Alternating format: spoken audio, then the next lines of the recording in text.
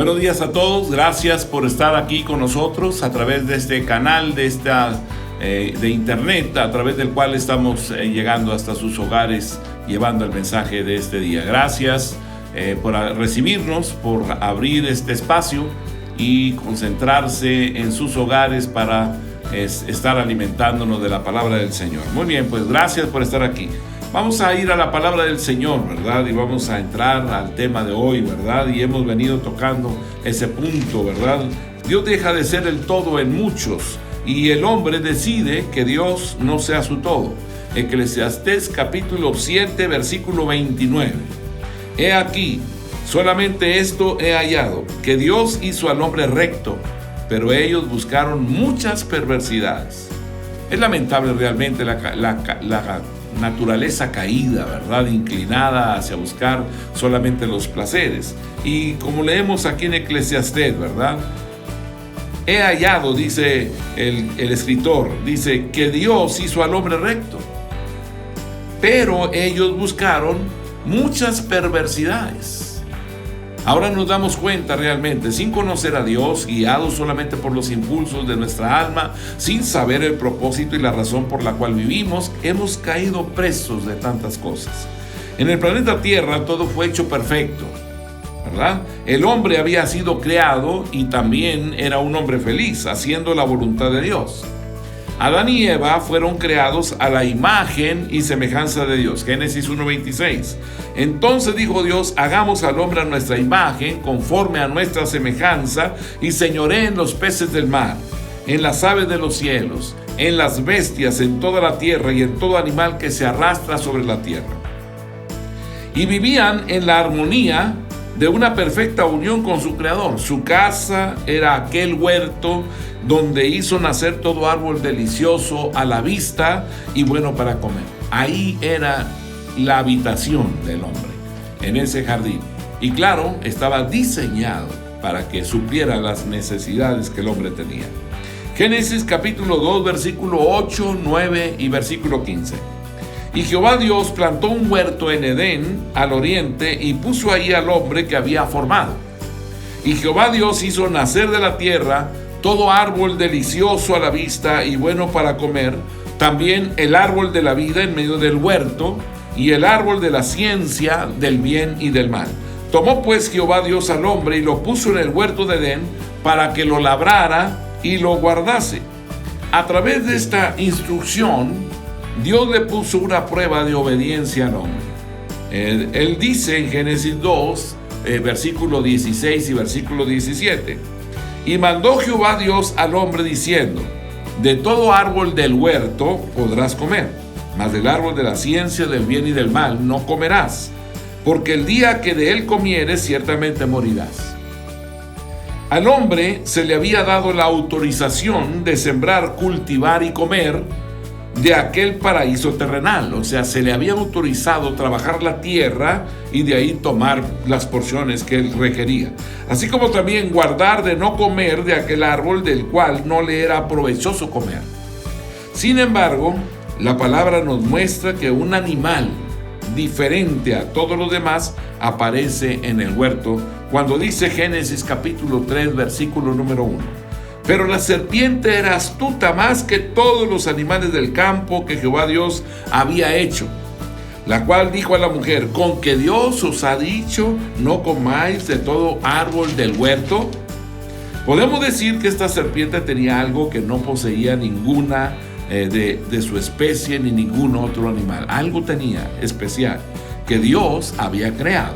Por tanto, este reptil era la imagen manifiesta de la iniquidad, el cual vino no solo a engañar, sino a sembrar su semilla de maldad en el mundo entero. Apocalipsis capítulo 12, el versículo número 9.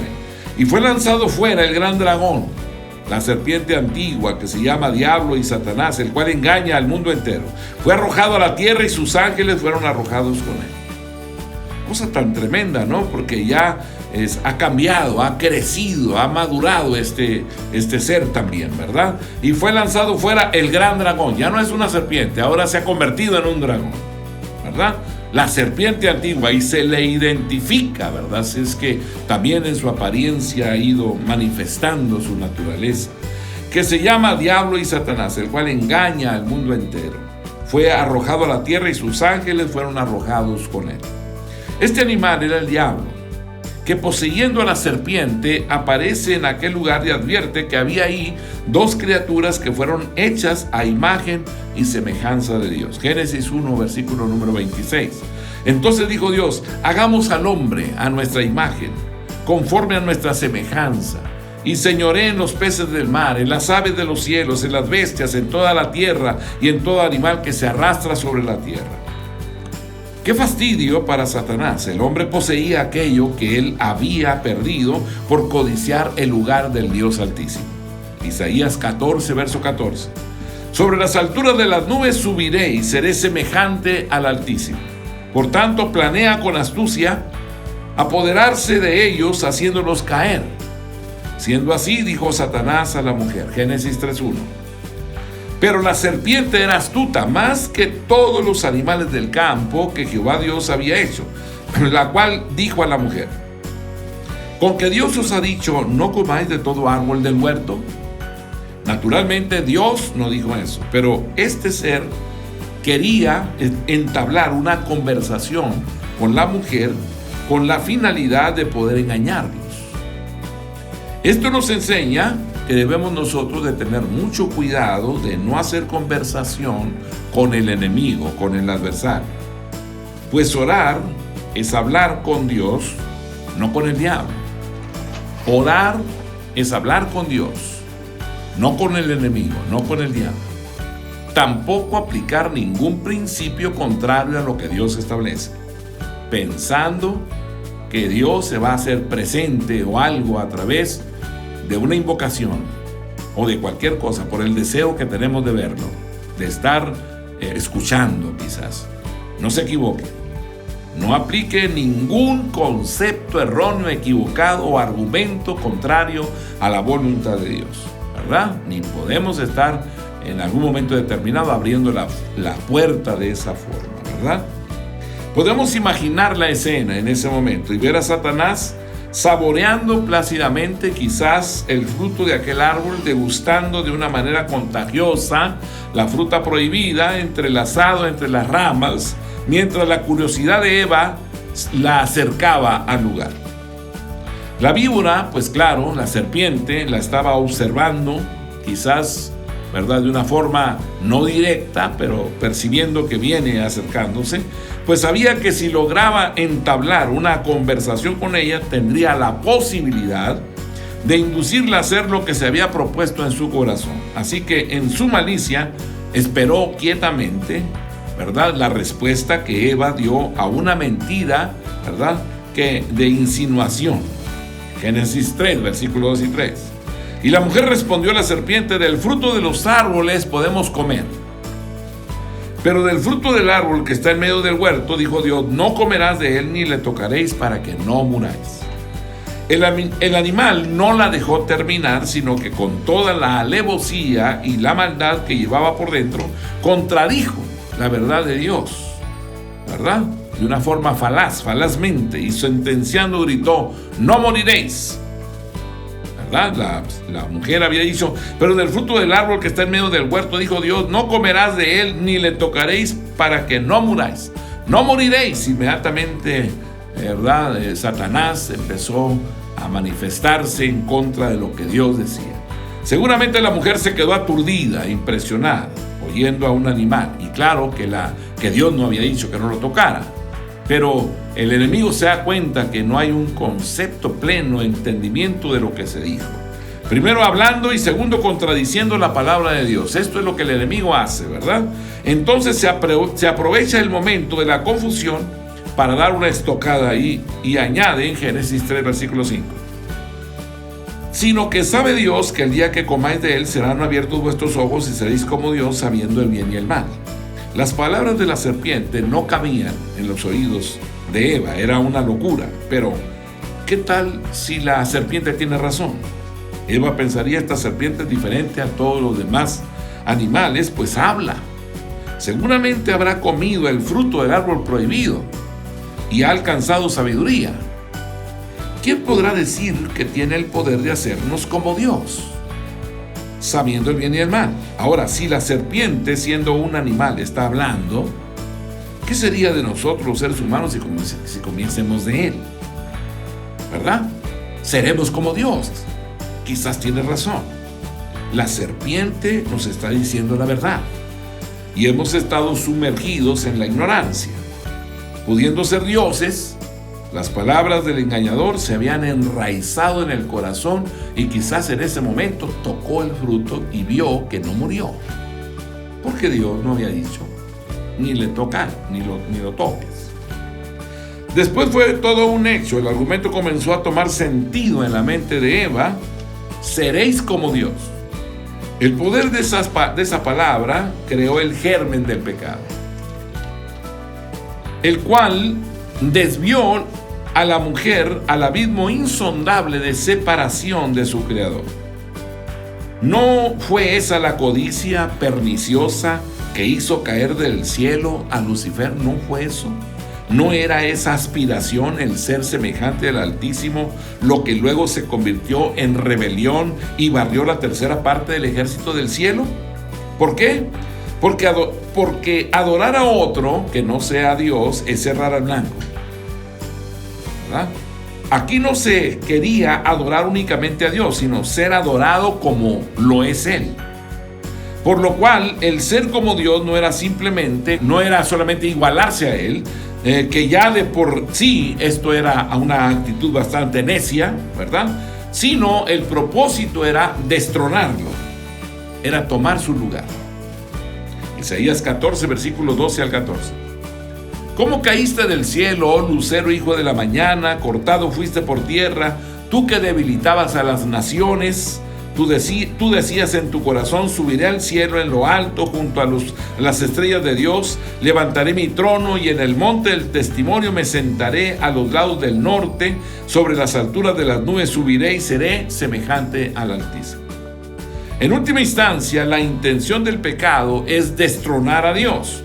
Por esto, todo pecado quita a Dios del centro, del corazón del hombre.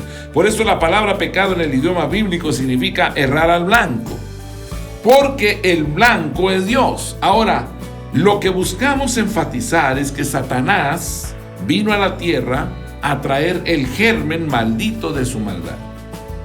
Ezequiel 28, versículo 15.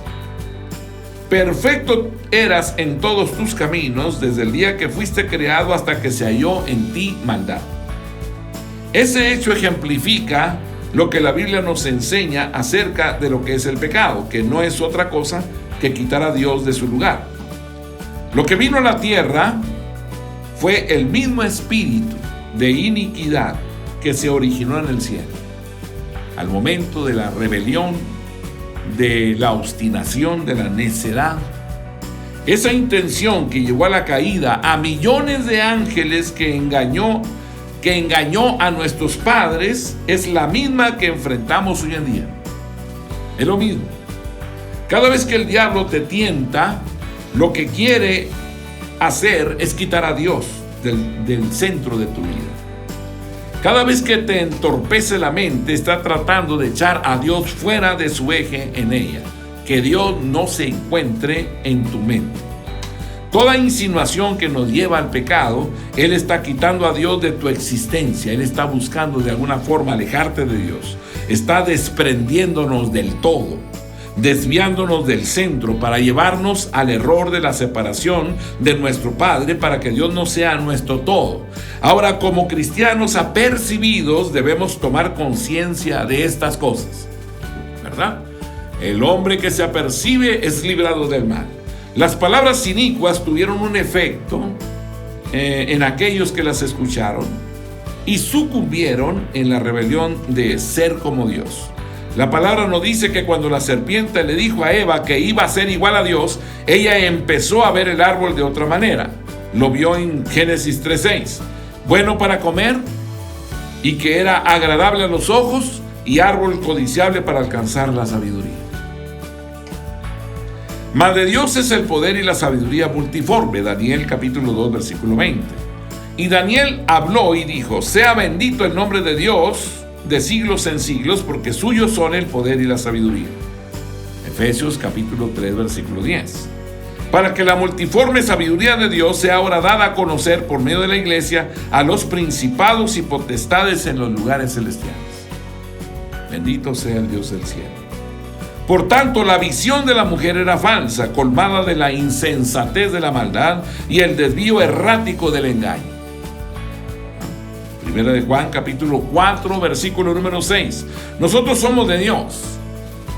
El que conoce a Dios nos oye, el que no es de Dios no nos oye. En esto conocemos el espíritu de verdad y el espíritu de error. Eva cayó en el ardid, extendió su mano, tomó el fruto y comió. Luego también le dio de la fruta a su marido. Él también comió. Génesis 3, versículo número 6. Y vio la mujer que el árbol era bueno para comer y que era agradable a los ojos y árbol codiciable para alcanzar la sabiduría, y tomó de su fruto y comió, y dio también a su marido, el cual comió así como ella. Sin embargo, la verdad resplandeció para los impenitentes y ya pecadores, pues entendieron tarde ya que todo había sido un engaño. Habían sido engañados por el diablo. Cuando Dios inquirió según el orden que había establecido, primero a Adán, en primer lugar, al ser llamado, culpó a Eva. Y luego Dios preguntó a Eva, y la mujer admitió que la serpiente la había engañado. En aquel momento, empezando por quien había abierto la brecha, la serpiente, y continuando con aquellos en que se originó el pecado y la iniquidad, Dios dio una sentencia. Génesis 3, 14 al 19. Por cuanto esto hiciste, maldita serás entre todas las bestias y entre todos los animales del campo. Sobre tu pecho andarás y polvo comerás todos los días de tu vida. Y pondré enemistad entre ti y la mujer, y entre la simiente y la simiente suya. Esta te herirá en la cabeza y tú le herirás en el calcañar. A la mujer dijo: multiplicaré en gran manera los dolores en tus preñeces. Con dolor darás a luz los hijos, y tu deseo será para tu marido, y él se enseñoreará de ti. Y al hombre dijo: por cuanto obedeciste a la voz de tu mujer y comiste del árbol de que te mandé diciendo, no comerás de él, maldita será la tierra por tu causa. Con dolor comerás de ella todos los días de tu vida. Espinos y cardos te producirá, y comerás plantas del campo. Con el sudor de tu rostro comerás el pan hasta que vuelvas a la tierra, porque de ella fuiste tomado. Polvo eres, pues polvo eres, y al polvo volverás. Nuestros padres, cayeron en el error y pecado. El pecado pasó de esta manera a todos los hombres, pues todos pecamos. Romanos 5:12. Por tanto, como el pecado entró en el mundo por un hombre, y por el pecado la muerte, así la muerte pasó a todos los hombres por cuanto todos pecamos. Y esa fue la gran mentira en que sucumbió el hombre, y por ende toda la humanidad, todos, porque estábamos en él. Pues en vez de hacernos sabios, solo nos entorpeció. ¿Verdad? ¿Qué entorpeció? El entendimiento. Y en vez de convertirnos en dioses, terminamos siendo seres caídos y mortales. En síntesis, cuando profundizamos en la intención del pecado, vemos que su esencia, su origen, su finalidad es quitar de nosotros el lugar de Dios en nuestra vida como nuestro creador. Quitarlo como nuestro sustentador, quitarlo como nuestro todo. Ese es el propósito que Satanás tiene, y lo hace a través del pecado. Lucifer cayó porque trató de quitarle el lugar al Omnipotente, y en su intento también arrastró la tercera parte de las estrellas del cielo, y así logró que Dios dejara de ser el todo en todos. Aunque Dios era el todo en muchos, en los que permanecieron, ya no lo era en todos, ya no eran todos. Cuando el enemigo vino a la tierra y engañó a nuestros padres, en ellos también hizo pecar a todos los hombres, pues al dejar de mirar a Dios, todos ignoramos, todos morimos pues todos pecamos. Dios era todo en este planeta a través de Adán, porque Adán era la cabeza y el Señor de la primera creación. Dios le dijo al hombre que se enseñorease, Génesis 1:26. Entonces dijo Dios: hagamos al hombre a nuestra imagen, conforme a nuestra semejanza, y señoree en los peces del mar, en las aves de los cielos, en las bestias, en toda la tierra y en todo animal que se arrastra sobre la tierra. El Creador puso como responsable a Adán de todo lo creado, pero la palabra dice que nosotros somos esclavos de aquel a quien obedecemos. Romanos capítulo 6, versículo 16. ¿No sabéis que si os sometéis a alguien como esclavos para obedecerle, sois esclavos de aquel a quien obedecéis, sea del pecado para muerte o sea de la obediencia para justicia? Y como Adán obedeció a la serpiente, se convirtió en esclavo del diablo, y por esto el señorío de este mundo lo tomó Satanás. La serpiente fue un simple instrumento del inicuo para lograr apoderarse de este planeta, tal como lo hizo. Incluso Jesús reconoció que Satanás era el señor de la tierra y lo llamó, Juan 12:31, ahora es el juicio de este mundo y ahora el príncipe, ¿verdad?, de este mundo será echado fuera. Juan 14:30, no hablaré ya mucho con vosotros porque viene el príncipe de este mundo y él nada tiene en mí. Juan 16:11, y de juicio por cuanto el príncipe de este mundo ha sido ya juzgado. También vemos que en el tiempo de Job, la Escritura dice que hubo una reunión en el cielo donde se presentaron delante de Jehová todos los hijos de Dios y Satanás estuvo en esa reunión.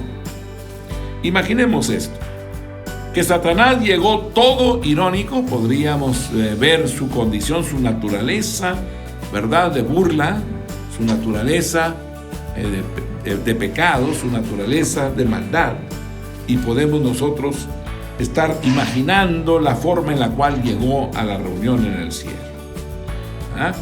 Irónico, burlón, haciendo su entrada repentina, excéntrica, se presentó haciendo alardes de su señorío en la tierra, ostentoso, delante de Dios, que él era el Señor de este planeta. Jehová, ignorando su tono sarcástico, le preguntó de dónde venía, y él contestó: de rodear la tierra y de andar por ella. Job 1:7. Como diciendo, ¿acaso no es mi territorio? Yo puedo ir donde quiero y hago como quiero. Pero Dios hizo silencio. Él guardó silencio, reconociéndole en ese momento como Señor de este mundo. Mas la palabra dice que desde Adán hasta Jesús el diablo reinó, hasta que Cristo le quitó el principado. Jesús nos enseñó esto en Lucas, diciendo en Lucas 11, versículo 21 y 22, cuando el hombre fuerte, armado, guarda su palacio, en paz está lo que posee. Pero cuando viene otro más fuerte que él y le vence, le quita todas sus armas en que confiaba y reparte el botín. Así como el hombre fuerte en su palacio tranquilo y confiado, estaba el diablo celebrando también, como los reyes antiguos que se la pasaban de fiesta en fiesta, ¿verdad?, de celebración en celebración, y así lo hizo hasta que llegó a la tierra alguien más fuerte que él. Llegó nuestro Rey, llegó nuestro Salvador, nuestro Señor Jesucristo. Jesús vino con la finalidad que el Padre vuelva a ser el todo. Lucas capítulo 19, versículo 10. Porque el Hijo del Hombre vino a buscar lo que se había perdido, ¿verdad? Porque el Hijo del Hombre vino a buscar y a salvar lo que se había perdido. Cuando Jesús vino a la tierra, llegó con un solo propósito: establecer el reino de Dios. El propósito principal de la obra redentora de Cristo fue buscar y salvar lo que se había perdido. Lucas 19:10. Porque el Hijo del Hombre vino a buscar y a salvar lo que se había perdido. ¿Y qué era lo que se había perdido? Muchas personas pensamos o podemos responder que lo que se perdió fue el hombre. Y podemos decir que sí, pero antes de que el hombre se perdiera, ya se había perdido en la tierra el reino de los cielos. Pues Dios no podía gobernar voluntariamente la vida del hombre. por causa del pecado.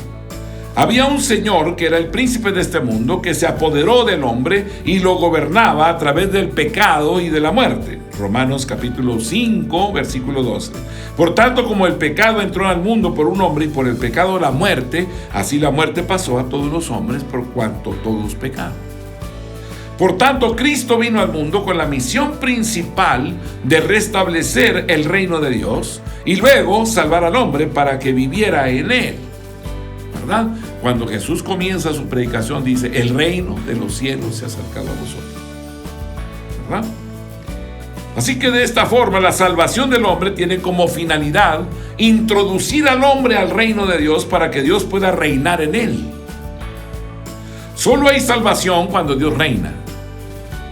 Si Dios no reina, no hay salvación. La palabra de Dios dice en Primera de Crónicas capítulo 16, verso 31: alégrense los cielos y gócese la tierra y digan en las naciones: Jehová reina. Porque cuando Dios está en dominio, reina la santidad. Cuando Dios está en dominio, reina la justicia. Cuando Dios está en dominio, reina todo lo bueno, se establece lo bueno. Y el diablo vino, Juan 10:10 nos dice, el diablo vino para matar, hurtar y destruir.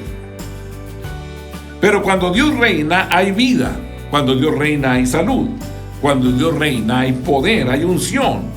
Cuando Dios reina, hay felicidad, hay gozo. Cuando Dios reina, hay justicia y hay verdad. El pecado es todo lo contrario, porque Él es santo y reina en santidad. Por eso cuando el hombre cayó, Dios lo sacó del huerto de Edén y puso 2 querubines a la puerta de este lugar para guardar el acceso al árbol de la vida y evitar que el hombre viviera para siempre, ¿verdad? Que se perpetuara. Y así, ¿verdad? Su condición podría perpetuarse, su condición caída. Génesis 3, 22 y 24. Y dijo Jehová Dios: he aquí el hombre es como uno de nosotros, sabiendo el bien y el mal. Ahora pues, que no alargue su mano y tome también del árbol de la vida, y coma y beba para siempre. Y lo sacó Jehová del huerto del Edén para que labrase la tierra de que fue tomado. Echó pues fuera al hombre y puso al oriente del huerto de Edén querubines y una espada encendida que se revolvía por todos lados para guardar el camino del árbol de la vida. Luego Cristo vino a deshacer el pecado para que Dios reine y sea el todo en todos.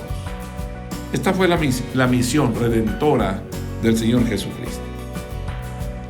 Cada vez que se explica el plan de redención o el plan de salvación, lo hacemos desde el punto de vista humano, ¿verdad? Y lo enfocamos de ahora, lo queremos enfocar desde la perspectiva de Dios, de acuerdo a cómo Dios lo ve. Cuando predicamos sobre el plan de salvación, generalmente empezamos declarando lo que Dios le dio al hombre cuando lo creó. Dios le dio el dominio de todas las cosas de esta creación, ¿verdad? Lo cual es verdad. Dios dijo esto, Génesis 1:26. Hagamos al hombre a nuestra imagen, conforme a nuestra semejanza, y señoree en los peces del mar, en las aves de los cielos, en las bestias, en toda la tierra y en todo animal que se arrastra sobre la tierra. Afirmamos también que el diablo le quitó el dominio a Adán. Como hemos visto, pues la palabra dice que somos esclavos de aquellos a quienes obedecemos. Romanos 6:16. ¿No sabéis que si os sometéis a alguien como esclavos para obedecerle, sois esclavos de aquel a quien obedecéis, sea del pecado para muerte o sea de la obediencia para justicia? Y como Adán obedeció a Satanás, lo hizo el Señor de este planeta. La Biblia nos muestra las consecuencias funestas que ha sufrido esta creación desde que el diablo sedujo al hombre, lo separó de Dios y le quitó el dominio para hacerse señor de este mundo. No obstante, debemos de entender que lo más trascendental y significativo de la caída del hombre no es que haya perdido el dominio, y claro está, es importante porque hemos sufrido con creces las secuelas del pecado. Pero más tremendo es que Dios pierda su dominio en la voluntad humana, en la voluntad del hombre. Eso sí es triste. Eso sí es lamentable, eso sí tiene consecuencias graves. Es por esta razón que desde aquí Dios quiere enfocar las cosas desde el punto de vista divino. Su punto de vista, su perspectiva.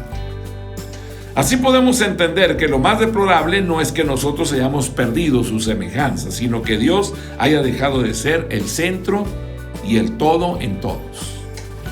Nosotros somos importantes para Dios, somos sus criaturas, pero Él es el creador. Dios debe saber Él primero, porque Él nos hizo y no nosotros a nosotros mismos. Él debe ser el Señor porque es quien sustenta todas las cosas. Es el Salvador porque nos redimió con su sangre. Debe ser el centro porque es la causa de todo y de todos. Ahora sabemos que Dios nos muestra un camino más excelente. ¿Cuál es ese camino? El no ver nuestra desgracia, sino la desgracia de Dios. Y queremos describirlo de esta forma. No es que Dios se encuentre en desgracia, no es eso. Sino que realmente quienes estamos en desgracia somos nosotros. Nosotros nos encontramos en desgracia, ¿verdad? Sino queremos ver esto como el prejuicio que trajo al reino de Dios, ¿verdad? Lo que significa ya no ser el todo en todos. ¿Hasta dónde se afectó? Hemos visto en Lucas 19:10. Porque el Hijo del Hombre vino a buscar y a salvar lo que se había perdido. Y lo que se perdió fue el todo de Dios. Veamos esto desde la perspectiva de Dios. Retomemos el texto bíblico y respondamos a qué vino Jesús al mundo. Y dice que vino a buscar lo que se había perdido. Ahora preguntémonos, ¿y qué fue lo que se perdió? Bueno, antes de perderse el hombre, se perdió lo que Dios era para el hombre, o sea, el todo. El hombre se perdió como consecuencia de que Dios dejó de ser el todo en él. Y es por esta razón que Jesús, al venir a la tierra, no fue tanto para salvar al hombre, sino establecer el reino de Dios en la vida del hombre. Jesús no vino tanto a salvarte a ti como salvar al reino, no vino propiamente a salvarnos, ¿verdad? Que como esto importante, pues salvando el reino, Él vino para salvar el reino y establecerlo, pues salvando al reino te salva o nos salva a nosotros, porque nosotros somos criaturas del reino. Cuando hablamos del reino nos referimos a establecer el dominio total y voluntario de Dios en la vida del hombre. En el Salmo 110, versículo 3, Dios le profetiza a su Mesías. Salmo 110, verso 3. Tu pueblo se te ofrecerá voluntariamente en el día de tu poder, en la hermosura de la santidad. Desde el seno de la aurora tienes tú el rocío de tu juventud. El Señor, como soberano, no ha perdido ni nunca perderá su dominio y autoridad sobre el hombre y su creación. Por tanto, lo que Él quiso restaurar es el dominio voluntario de su reino en el corazón del ser humano. Dios, en su misericordia, nos explica las cosas como criaturas limitadas, pues sabe que el pecado corrompió no tan solo a la mente humana, sino también su conciencia se vio afectada. Tito capítulo 1, versículo 15. Todas las cosas son puras para los puros, mas para los corrompidos e incrédulos nada les es puro, pues hasta su muerte hasta su mente y su conciencia están corrompidas. Colosenses 2:18. Nadie os prive de vuestro premio, afectando humildad y culto a los ángeles, entremetiéndose en lo que no ha visto, vanamente hinchado por su propia mente carnal. El Señor nos enseña las cosas alrededor del hombre, pero eso no quiere decir que este sea el centro del asunto. Nosotros somos importantes para Dios, pero más importante es Dios, y más relevante que yo es su gobierno. Si yo desapareciera, pero siguiera el trono de Dios rigiendo, entonces todo iría bien. Pero si el trono de Dios desaparece, entonces nosotros también desapareceríamos instantáneamente. Es por esto que lo que se había perdido era el dominio de Dios y su gobierno en la vida del hombre. Lo que ocurrió es que los seres creados ya no lo estaban adorando a Él. el creador de todas las cosas, ¿verdad? Ya no estaban sirviéndole a Él, al dador de la vida. Ya Dios no era el centro que lo movía todo. En los pensamientos ya no estaba el Señor, en la razón. Tampoco en la facultad física estaba el Señor. Y emocionalmente, en nuestras emociones, tampoco se encontraba el Señor. Así que aunque las criaturas fueron perjudicadas, eso solo fue la consecuencia. La pérdida en realidad fue para aquel que era el todo en todos. Dejó de ser el todo en todos. Ya no era la unanimidad que había en un principio. Ya no era eso. Entonces, ¿qué sucedió? Pues, como dijo el profeta, ¿cómo caíste del cielo, oh lucero, hijo de la mañana? Cortado fuiste por tierra, tú que debilitabas a las naciones. Tú que decías en tu corazón, subiré al cielo en lo alto, junto a las estrellas de Dios, levantaré mi trono. Y en el monte del testimonio me sentaré a los lados del norte. Sobre las alturas de las nubes subiré y seré semejante a Él. ¿Qué palabras del profeta? ¿Cómo? ¿Cómo sucedió que una creación perfecta se desviara por la multitud de tus contrataciones, por tu maldad? Y esto es lo que acontece. Hermanos, conociendo a Dios, caminando en Él, leyendo, no nuestra naturaleza caída, de repente nos vemos en conflictos, que se inclina hacia el pecado, se inclina hacia los placeres, se inclina hacia la maldad y quiere caminar de una forma independiente, individual. Y esta mañana de domingo es necesario que tú y yo nos afirmemos en el Señor, levantemos nuestra cabeza y le hablemos a nuestra alma y le digamos: este es el camino de verdad y de justicia, la obediencia al mandamiento, no caminar por las emociones, por lo que yo siento, lo que yo pienso, sino caminar como Dios dice. Y Dios ha plantado su palabra, la ha sentado con claridad en nuestra mente, en nuestro corazón, y sabemos que es el lugar seguro para nosotros. No hay otro lugar a donde ir. Jesucristo vino al mundo para hacer una obra en nuestras vidas y asentar el reino de los cielos. Y el reino tiene normas, tiene reglas, tiene leyes, tiene mandamientos, ordenanzas que es necesario que tú y yo pongamos en práctica día con día. Y que no te dejes guiar por tus emociones, por tus deseos, por tus anhelos, por las cosas que tú sientes dentro de ti, sino que tomes en cuenta la normatividad que Él ha colocado en el reino para tener la seguridad de la santidad, de la comunión con Dios, ¿verdad? Para poder estar en esa relación amable con el Señor, caminando con Él, mostrándonos su gloria, su gracia, su amor, su proyecto que Él tiene para nuestras vidas. Así que, mi amado hermano, este es el tiempo en el cual necesitamos glorificar, exaltar al Eterno, al que vive por los siglos de los siglos. Mi amado hermano, que Dios te bendiga. Vamos a orar. Cierra tus ojos ahí en tu lugar. Bendito Padre Celestial, leemos tu palabra, caminamos en ella, meditamos, Señor, en las cosas que tú has escrito, Señor, y nos damos cuenta que estamos en medio de un grande conflicto, Señor. Un ser invisible, no lo alcanzamos a ver con nuestros sentidos, pero ahora, Señor, podemos discernir lo que se está moviendo en el ambiente. Y hay tantas cosas que se mueven, Señor, que tratan de sacarnos de la obediencia a la desobediencia. Y en este momento yo te quiero pedir que guardes a cada uno de mis hermanos, guárdalos en el hueco de tu mano, líbralos del mal, pelea sus batallas y permite que vean tu gloria y tu poder. Guárdalos en esa unidad en la vida familiar. Gracias en el nombre de Cristo nuestro Señor y Salvador. Amén. Que el Dios del cielo y de la tierra les bendiga y les guarde. Gracias por estar aquí con nosotros. La paz de Dios sea con ustedes. Amén.